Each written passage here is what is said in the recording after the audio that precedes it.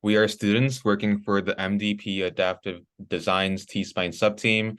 I am Kai, and here's my teammate Lihan.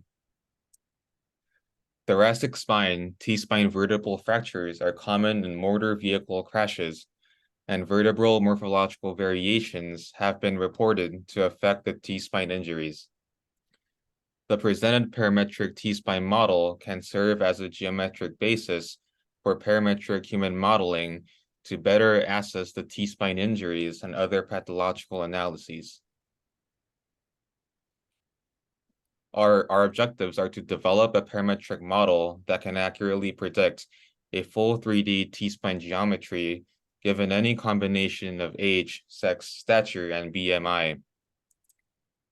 And we also want to investigate the effect of different subject covariate on T-spine geometry and compare it with the findings from previous studies. Here is the methods overview of our project. It basically composed of 4 steps. The first step is data collection, which we use a software called Mimics to do the CT scan segmentation. And after getting the 3D STL model from the CT scan, we will load it into another software called HyperMesh to do the landmarking.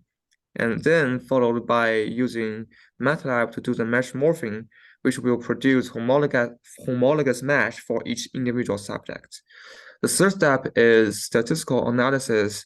We're doing this in MATLAB, and it includes using the use of principal component analysis, linear regression, and general acoustic analysis.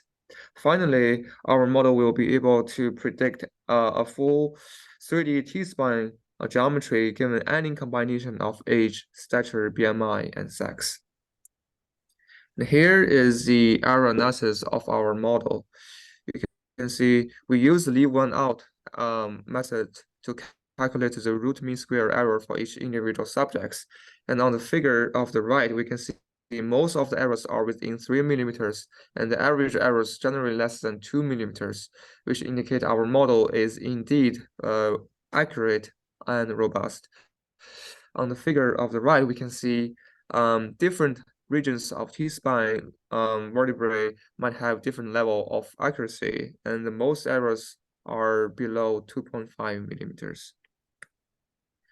And here is the finding we have for the vertebral weight stacking effect. You can see it is not strictly increasing from T1 to T12. Instead, it first decreases from T1 to T3, and then start to increase from T4 to T12.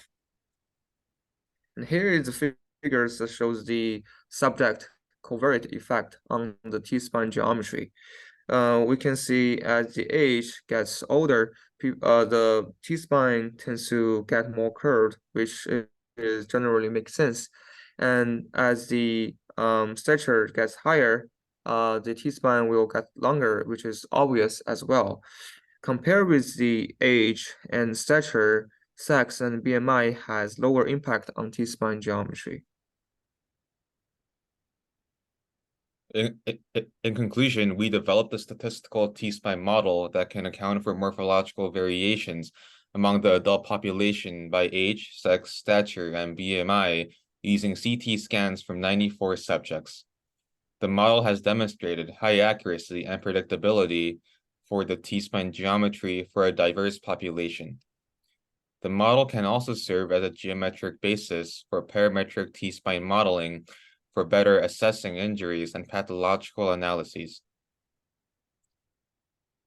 Here are our acknowledgements and references. Thank you.